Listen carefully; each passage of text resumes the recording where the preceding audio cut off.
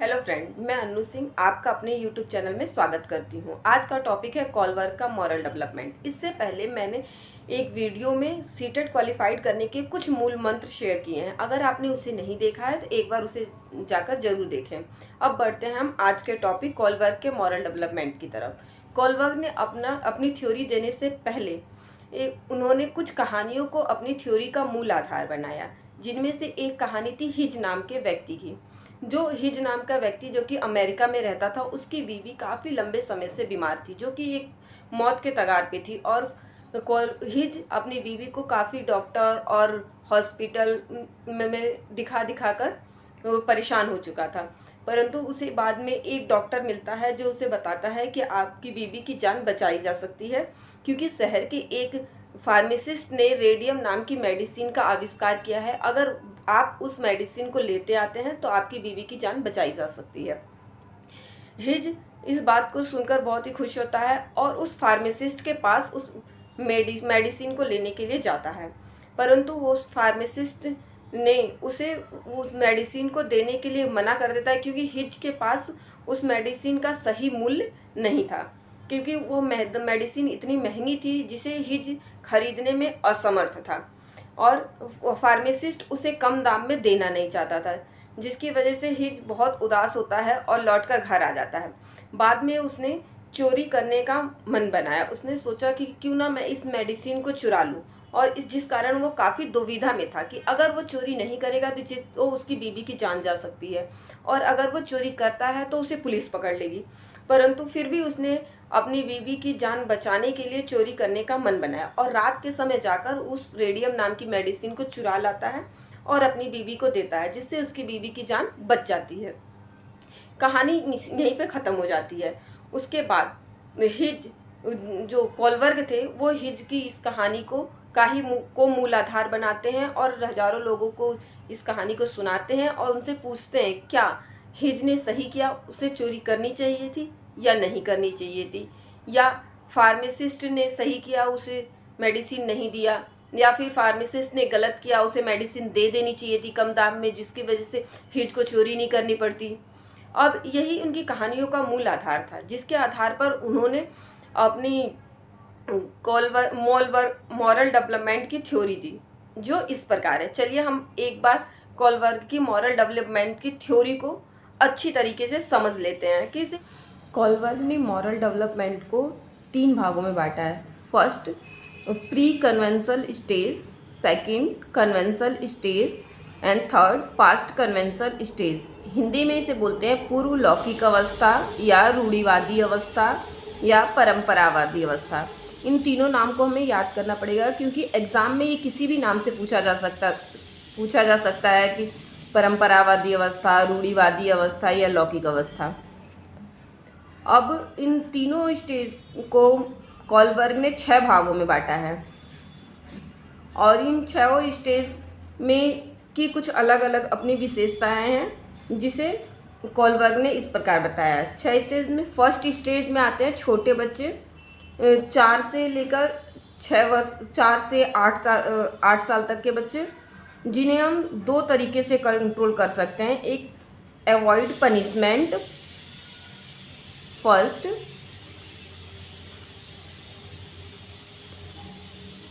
Avoid punishment.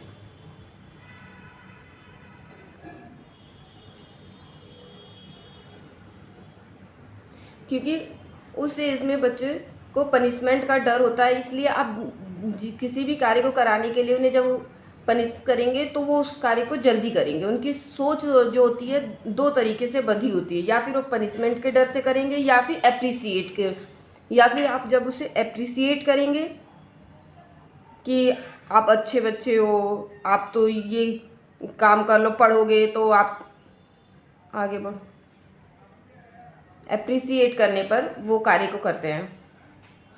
And second stage है थोड़े बड़े बच्चे, जो उससे थोड़े बड़े होते हैं। उनकी विचारधारा सिर्फ एक ही चीज़ से बंधी होती है, what is it for me, उसमें मेरा क्या फ़ायदा है। जब तक उन बच्चों को उसमें अपना फ़ायदा नज़र नहीं आएगा तब तक वो उस कार्य को नहीं करेंगे। जैसे कि जब छोटे बच्चे होते हैं और हम मार्केट जाती हैं माँ, तो मुझे कहती हैं तो बच्चा आप बेटा आप घर रहो, हम आपके लिए चीज़ी लेके आएंगे या आपके लिए टॉयज़ लेके आएंगे। ये क्या है, उन्हें लालच दिया जाता है। जब बच्चों को अपना लालच नज़र आता है, what is it for me, कि मुझे उसके बदले में क्या मिलेगा, फिर वो उस कार्य को करते हैं। तो इसे लिया जाता है थोड़े से बड़े बच्चों में। एंड लौकिक स्टेज को भी दो भागों में बांटा गया है, किशोर अवस्था एवं सेकंड है फोर्थ वयस्क अवस्था। किशोर अवस्था में उनके जो बच्चे होते हैं 10 साल से ऊपर के और 18 साल से नीचे के, उन बच्चों की सोच सिर्फ एक चीज़ से बंधी होती है, गुड बॉय और bad boy.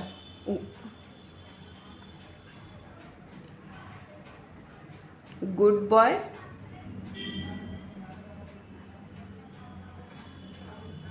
And good girl.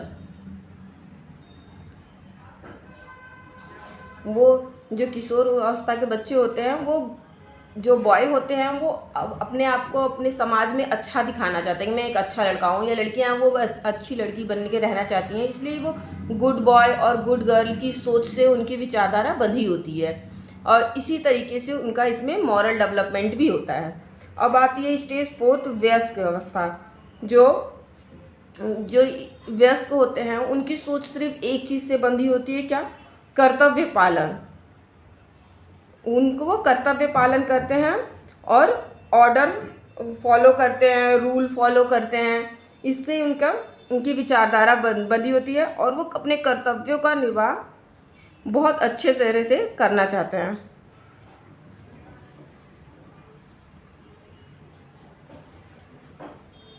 Stage 5 है जो माता पिता की अवस्था। इस स्टेज में जो लोग होते हैं उनकी सिर्फ एक चीज़ से उनकी भी सोच बंधी होती है, क्या, सोशल लॉ। सारे लॉ टूट जाने चाहिए लेकिन सोशल लॉ जरूर फॉलो होना चाहिए।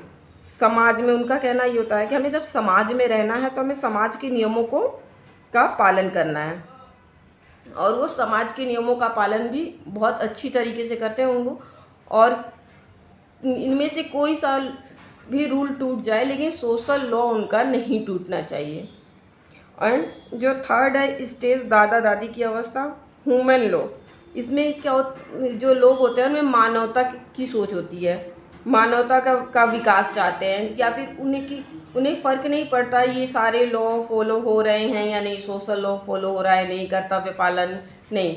उनका माने मानवता सबसे ऊपर है, मानवता से बढ़कर कुछ भी नहीं, इसलिए वो मानवता पर ज़्यादा बल देते हैं और उनकी विचारधारा भी मानवता के सोच से बंधी होती है।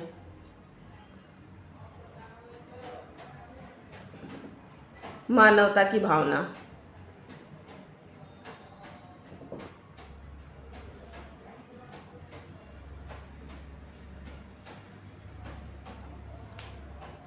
अब अगर आपको इसमें कुछ समझ में ना आया हो तो आप मुझे कमेंट करके पूछ सकते हैं।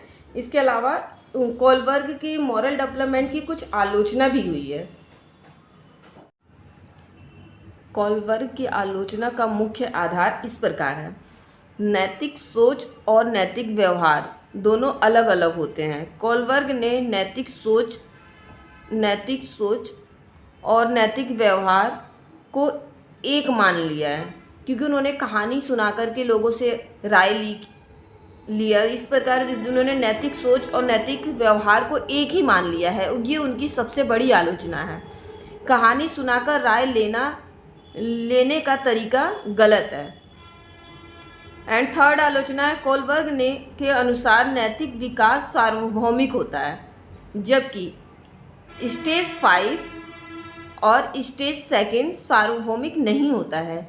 क्योंकि आप देखेंगे कि स्टेज 5 में जो लोग होते हैं वो सभी नहीं होते जो सोशल लॉ का फॉलो करते हैं। कुछ लोग ऐसे भी होते हैं जो सोशल लॉ फॉलो नहीं करते हैं, वो अपना भला चाहते हैं, समाज का भला नहीं चाहते या फिर समाज के नियमों को नहीं मानते। इस प्रकार से कोलबर्ग का वो स्टेज 5 और स्टेज 6 दोनों की आलोचना हुई है, क्योंकि ये सार्वभौमिक नहीं है। और स्टेज 6 में जैसे सभी बुजुर्ग या फिर जो दादा दादी की अवस्था के जो लोग होते हैं, सभी बुजुर्ग, ये सभी मानवता की भावना से प्रेरित नहीं होते हैं। कुछ लोग ऐसे होते हैं जो जिन्हें अपनी फैमिली या अपना भला दिखता है, चाहे मानवता का भला इसमें उन्हें नहीं नज़र आता, या फिर वो मानवता के बारे में नहीं सोचते हैं। इसीलिए स्टेज 5 और स्टेज 6 की आलोचना की गई है। कोलबर्ग एक पुरुष थे, इसलिए उन्होंने सारे गुणों पुरुषों के लिए, अथवा यह लैंगिक भेदभाव पर आधारित है। जो कोलबर्ग का मॉरल डेवलपमेंट है वो लैंगिक भेदभाव पर आधारित है। एंड कोलबर्ग के मॉरल डेवलपमेंट की जो 5 आलोचना है, 5th नंबर की, वो है कोलबर्ग के अनुसार नैतिक मूल्यों का विकास परिवार में नहीं होता।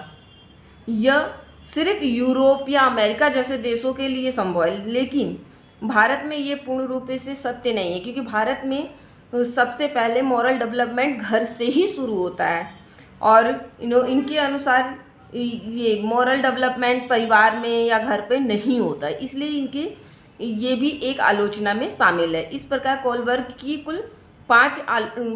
के मॉरल डेवलपमेंट की कुल 5 आलोचना की गई है। इसे आप एक बार देख लें, क्योंकि कभी कभी क्वेश्चन आलोचना पर भी पूछा जाता है। अगर आपको इसमें कोई डाउट है तो आप मुझसे पूछ सकते हैं।